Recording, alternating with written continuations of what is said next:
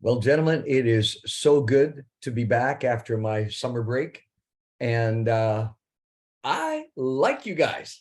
I like your commitment to be here. I like the fact that you're willing to put in the time to get up at whatever. Some of you, we know some of them, 6:28, and are kind of like this in the morning, just being a joke. But yeah, no, it's so good to see your commitment to be here. And it's my prayer that as you attend regroup week after week, that you will get truths that will anchor you, and you'll get support in your small group that will sustain you and keep you on the course of walking in integrity and purity. That's why we do regroup. That's why we do regroup. Now, most of you know that I keep attendance.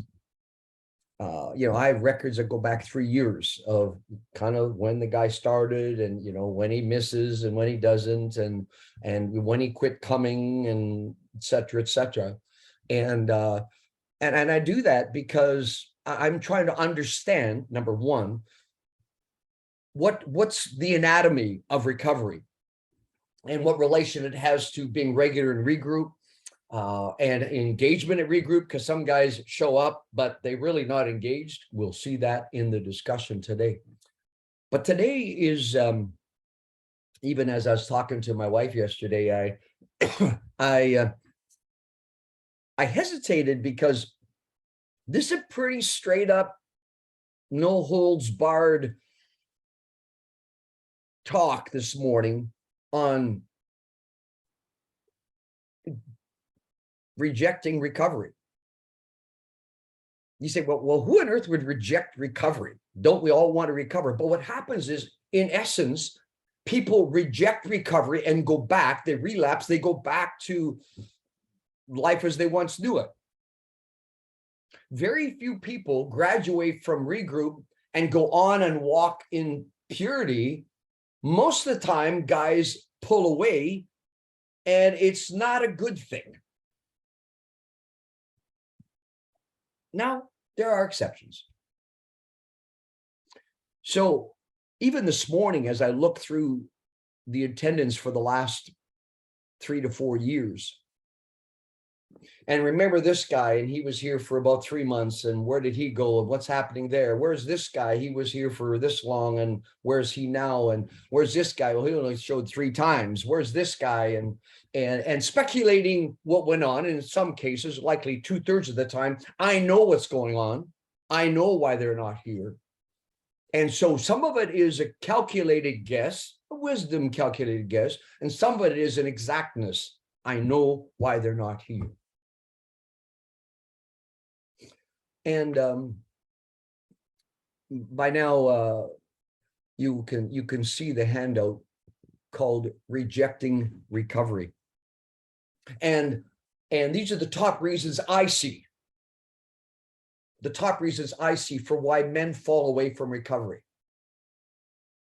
I'm not saying these are the reasons, these are the things I've observed. These are the things I've experienced as I've worked with, hundreds of men would not be inaccurate.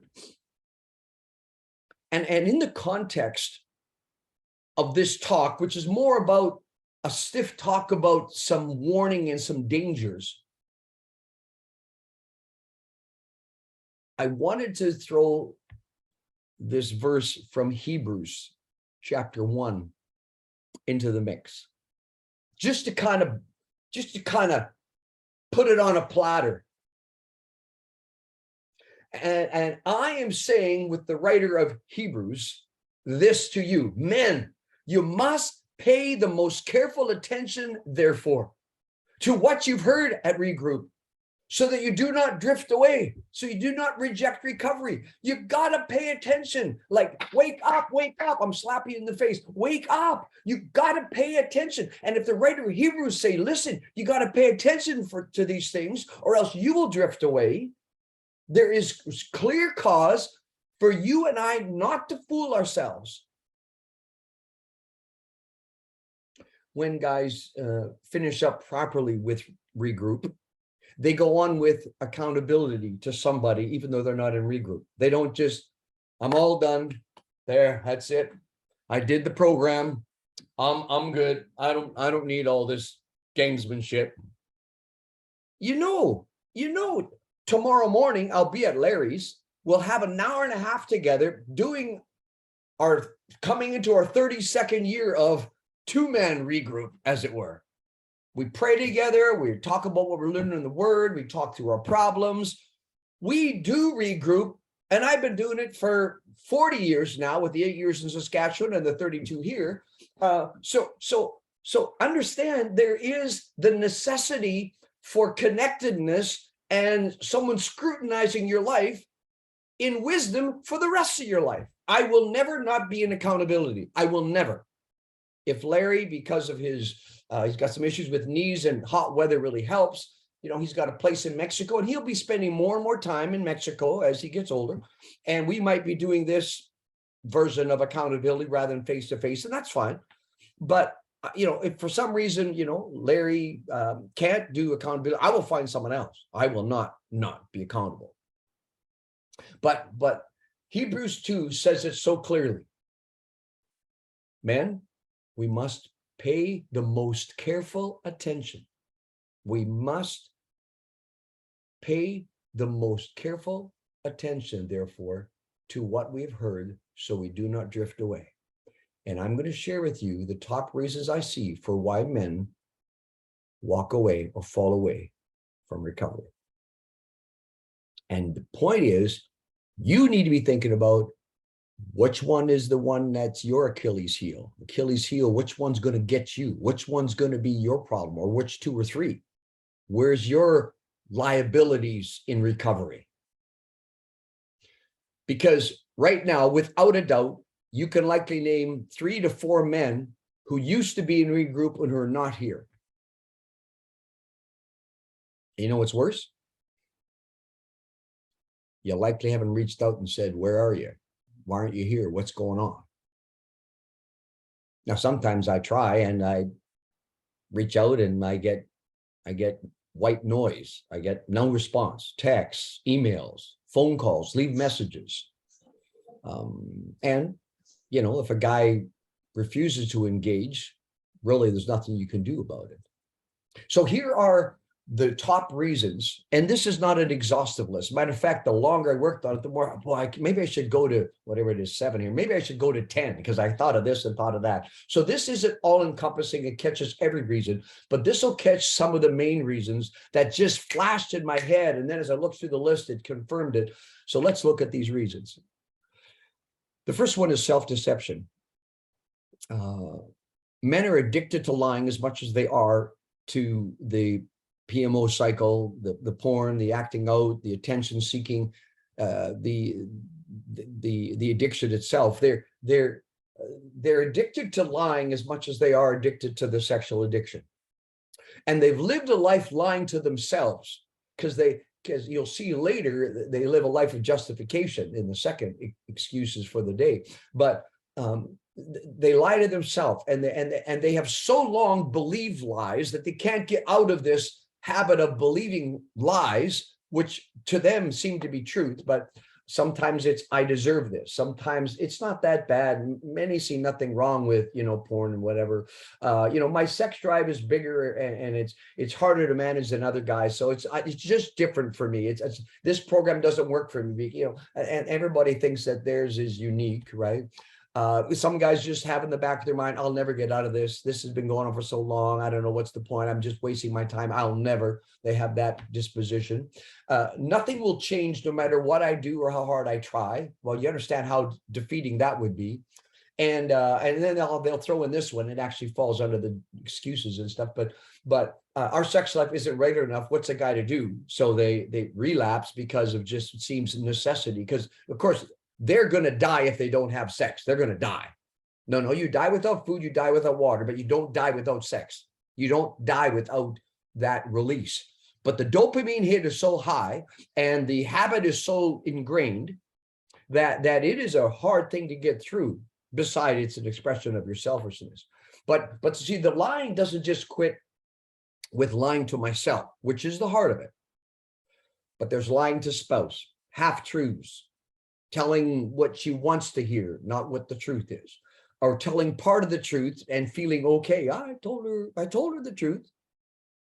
But qualifying it as, I just didn't tell her this part of the truth. I told her this and this, but not this. And so she's got most of the truth, and I'll live in the shadows. You lie to friends. You lie to men in your small group, your regroup, breakout group. You won't tell them the whole story. You even lie to counselors, who are trying to help. I mean, good grief. If you can imagine how much of a waste of time it is for me as a counselor if I'm trying to help Bill and Sally, and one or both of them are not telling the whole story and are lying to me. It's frustrating because I shoot straight, that. I want to be honest. Now I also want to be caring. I'd like to think that I'm here because I care. But self-deception, if guys never get over this addiction to lying and don't face that equally to the addiction to sexual preoccupation, they'll never get free. So that's number one. Number two, excuses rule the day. And you may want to, and this is addicted to alibis. Alibis are, excuses, justification. What's your alibi? Well, I wasn't this, or, you don't understand that, and yada, yada, yada. And so in the heart of this, I threw it at the bottom just to remind you, emotional adolescence is a person who lives justifying their bad behavior. See, they're emotionally immature. So they excuse things, they justify things, they're defensive, they give explanations why you don't get it, it's not that easy, I can't do that, I don't have time, and yada, yada, yada. And they explain, well, why they're different. It just doesn't work for them. I'm not this kind of guy. I'm not a book study guy. I've never read a book in my life, yada, yada, yada. And it goes on and on. And one of the ones that's interesting, I just got an email yesterday, and I haven't talked to this couple in, obviously 2 months plus. So let's just say 3 months. And I got castigated, which means a very negative statement about me in an email yesterday from a person who said they're not going to come to sessions anymore because you're not a very good counselor. You said this in one session. I'm thinking, golly, we've likely had 20 sessions together, and I've seen you weeping in the session with me in relief and direction, and thank you, this Dr. Dave and that. So I don't know what happened in the last 3 months, but all of a sudden it became very easy in their pain to blame me. And I haven't even talked to them. Matter of fact, I'm actually surprised that I got this. So one of the things I'm going to say when I respond, I'm really sorry. The one thing that she picked out from a session, I don't know, 6 months ago, may have been misinterpreted, but I'll try to clear that up. But you understand, they'll do their best. Well, you just got to understand, my father-in-law, he's such a piece of work, and he, what am I supposed to do? And so, do you understand? Do you understand how what the heck has your father-in-law got to do with this? But it's so crazy what people in addiction and men who don't make it, they live with excuses. They start to compromise, get closer and closer to the line. You know what I'm saying? Closer and closer to the line. And so, well, it's not that bad. And sometimes the excuses is born out of selfishness. Their needs trump all others. I really blew it again, Dave, or whatever. And my wife's really hurting, or, I have to move out now for a week or whatever. But at the heart, it's like they live in this la-la land that their choices aren't going to affect other people. And so they live in this world of alibis. They might even blame me. The talks aren't helping me enough. It's just taken an hour and a half of my life and it's not making a difference. So excuses, alibis. And by having those excuses and alibis, it allows you to not do what we're clearly saying to do. What we're asking you to do is not easy. It's not like, yeah, do these 3 easy steps and boom, it'll be gone. It'll be great. That's not that. It is hard work. It is committed work. It is not for the faint of heart. And when you're a man of excuses who lives with alibis and justifies and explains away why you don't need to do this or why you can do this without regroup, yada, yada, yada, yada, you will not likely be a man who gets freedom. Thirdly,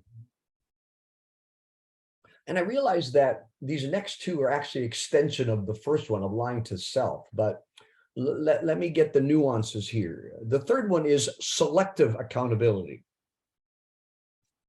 They're addicted to isolation. Selective accountabilities. They don't want to be known. They refuse to open up to others. They don't do what's uncomfortable, making calls. Now, we won't do a show of hands here of the 32 of us on the call. How many of you called someone this week to encourage them? How many of you called someone when you were struggling that you were tempted? And you know, I'd be brave to say that 5 hands went up out of the 30 plus of us here. Why? Because we prefer to be alone. We prefer to keep it to ourselves. We don't open up on all the things in our life. We open up on some of the things. And remember, as I said earlier, the opposite of addiction is connection. They don't connect. They won't connect. They won't open up. They won't tell all. They won't be real. They're either not open with their friends, especially in the regroup breakout groups. They're not open with the guys in the group, or outside the group, they make a poor choice in friendships. And they're the guys that are going to hell in a handbasket, and they hang with them and they wonder why they're not drawn towards recovery when you're hanging with guys who are kind of going like this to anything of integrity. They play the line. And if you hang with guys like this, hey, what happens in Vegas stays in Vegas. Hey, what she doesn't know doesn't hurt her. If you walk with guys like that, and if they, especially if they jump back into excuses that, well, you got to understand, your wife's just this, and they start giving you alibis and excuses. Some men even lie for their friends to keep a smokescreen over their wife. So selective accountability is damning, because if you're not accountable, there's a measure of truth to what I'm going to say, and it's going to come across maybe complicated, but I think there's some ways that Larry knows me better than Donna Lynn, my wife. My wife of 48 years, guys. She knows everything. But there's struggles that I will talk to Larry about, and there's situations that are complicated I'll talk to Larry about. And it's not keeping secrets of any kind of indiscretion. It's just, you know, he knows my Achilles heels. He knows my frustrations. He knows the persons that I struggle with. He knows the people I got to pray through, you know, more than Donna Lynn, because frankly, Donna and I don't talk at a soul level for an hour every week. You know, we'll talk from time to time about it, and we'll pray together every night. And we do talk about some of our challenges in life and with one another. But I have teased that when I die, and they bring my coffin in, it'll be on a wheelbarrow. It'll be Larry will be the only guy who really, you know, he'll be my pallbearer. He'll be the wheelbarrow guy for Currie's casket, because he knows me so well. But you see, that's not selective accountability. That's all in accountability. And if you know, so you don't know how many guys I've asked, well, when you were struggling and tempted, you know, you're going in the wrong direction. Who did you reach out to? Silence. Well, I mean, like, you knew you were struggling. Well, like, who did you reach out to? Silence. I mean, like, well, why I don't know why I didn't reach out. I didn't want to bother them. Or, no, what it is selective accountability. And so that'll mess up many guys, because they're not really willing to open up and be accountable. They refuse to be open. You can see that's an extension of lying, because it's withholding. And number 4 I've called it secret compartments, and it is so close to the last one, but it's a little bit different because they really live in hiding. They're accountable here, they're accountable here, they're accountable here, they're accountable here, but this one here, they're not going to go there. They're not going to go there because they know that the guys will call them on it. So they'll talk about these four and just leave this fifth one to me. They won't go through the growth needed to be honest with others. It's a hard thing. You know, when you come from a life of lying to your spouse and friends and extended family, lying to yourself, lying to the Lord. Of course, you can't lie to the Lord. He sees it all. But when you go from there to come to regroup, and we're calling you to be honest, that is a massive shift. Because you live the life of secret compartments where people don't know certain things. You live a life of hiding. And it is hard work to go from being private and isolated and nobody knows my stuff and I'm going to live the image and, you know, imply that I'm doing good. And we have these secret compartments and we feign that we're doing better than we really are because we've learned the game of the facade of showing that we're doing okay. And how's it going? Oh, you're good. You know, a few challenges. We all have challenges, you know, I mean, and we talk like that, but they don't really fully come clean. They don't open up. They don't reach out when they're struggling. They don't make calls. They live with these secret compartments. They don't even admit that they might be slipping, struggling, or tempted. And so, you know, it's kind of like in the accountability, which is, of course, selective accountability. I'll be accountable on this, I'll be accountable on this, I'll be accountable on this, but don't ask about this and this. Because I got secret compartments. A lot of people are so afraid of being rejected. Well, I don't want to tell this. What if I tell the guys this? Then they'll you know, think I'm a real messed up guy or whatever, right? But they have the reasons why they keep secret compartments from everybody. Of course, it's not secret to the Lord. He understands the whole thing. And the crazy thing is God knows what's in the secret compartments and he loves you and wants to help you work through those things. He knows it all. He knows that our heart, as it says in Jeremiah 17:9, that our heart is, you know, deceitful above all things and desperately wicked. He knows that. And he knows the charades, the game we play. So secret compartments. Fading efforts, number 5, addicted to laziness. I kind of went on a rant earlier about saying how hard it is. It's really hard to do the work of recovery. It's a lot of stinking work. It's a lot of stinking work. And for many men, because the addicted person just goes with pleasure seeking and takes the path of least resistance to get needs met. And so by nature, the addicted man wants the easiest way out. Matter of fact, some men, they'll do the very minimum just to kind of shut their wife up, but they're not really looking to recover. They're not really looking to deal with it. They want the easy way out. And these men are very immature, again, emotional adolescents. They don't really know what work is because they've gone repeatedly to whatever meets their needs. They've been selfish.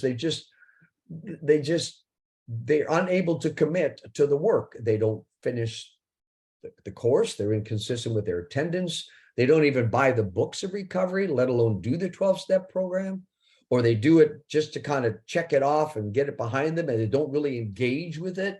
You know, don't really let men mess with them in the 12-step program. And you know, they start skipping regroup more and more.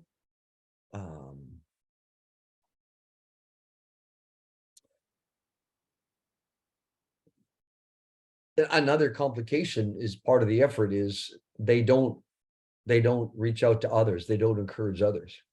Here's a very, very interesting truism of life.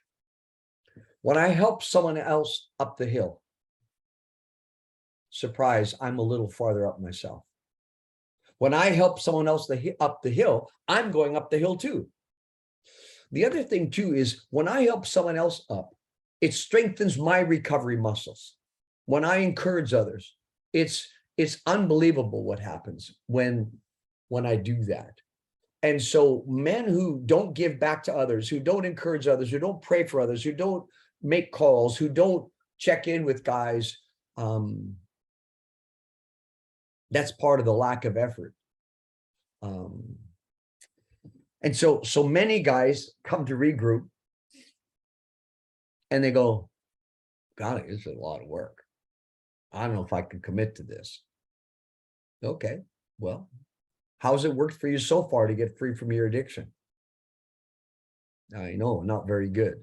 That's why, I had 3 men this week call and ask if they could be part of this group. But they don't really know the implications of what being part of this group would imply if they were going to commit to it and actually do the work.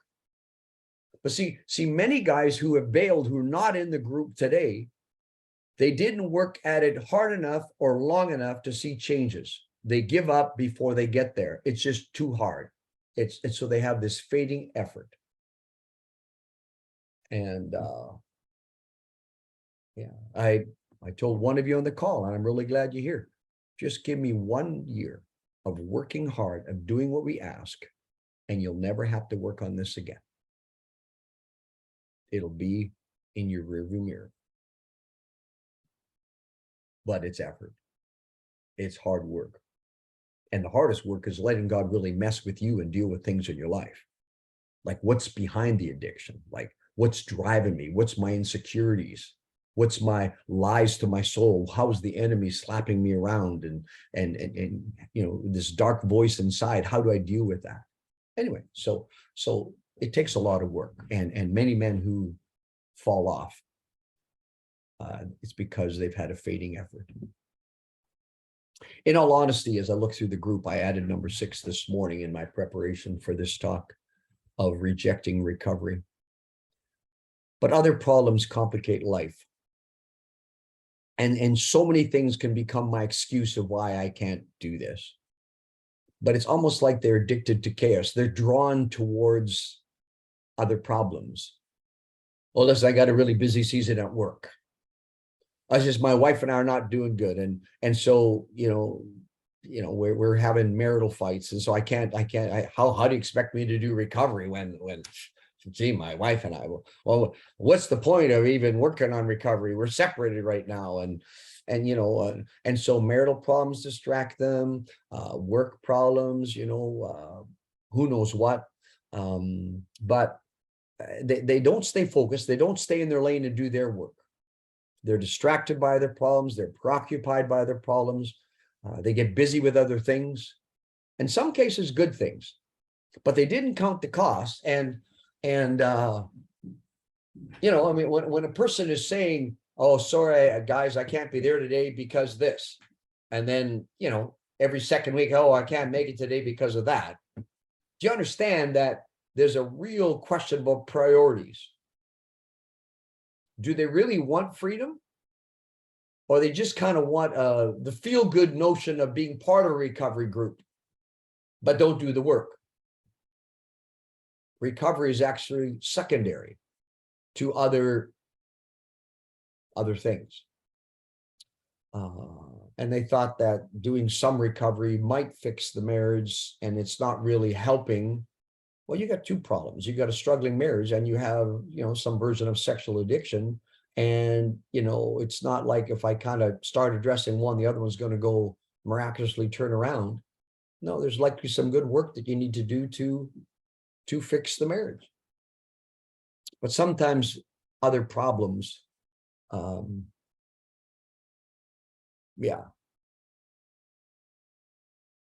complicate their recovery.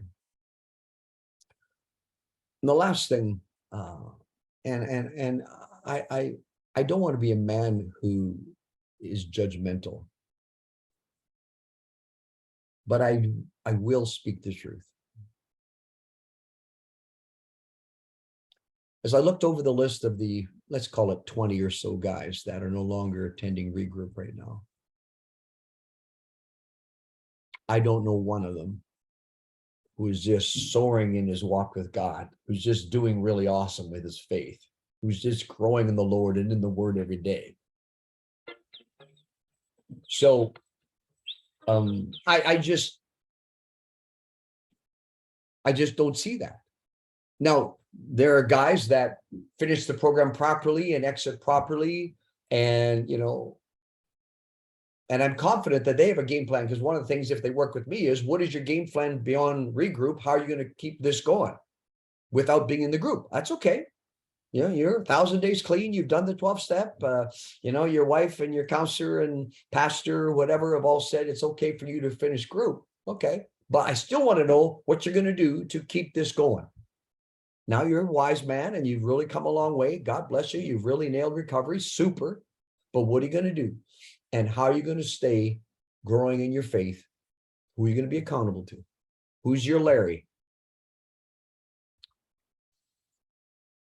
And I don't know of any of those 20 or so guys that are just nailing it in their faith. Their commitment to change is lacking. They still haven't really come to grips with the fact that their choices are selfish and sinful. Yes, it's an addiction, but it's also choices. And they never got to the point where they're really giving their life to the Lord today and just really wanting to live for him today. They never worked hard enough to grow in their faith, to deepen their walk with the Lord, to really get to know and love Jesus. And they may be stuck in guilt and shame and a sense of unforgiveness, and they never worked through those things. And so they have a lousy theology. And in so doing, they distance themselves from God. They say, well, I don't feel worthy, or I don't get this, or I'm not like other men. I can't do this, whatever. And they don't see the need and the value of a deep walk of faith with Jesus. And because that hasn't grown, they're not anchored deeper than regroup. I'd like to say that many of the guys who aren't in the group right now, so many of them are doing well in their walk with Jesus. I'd love to be able to say that.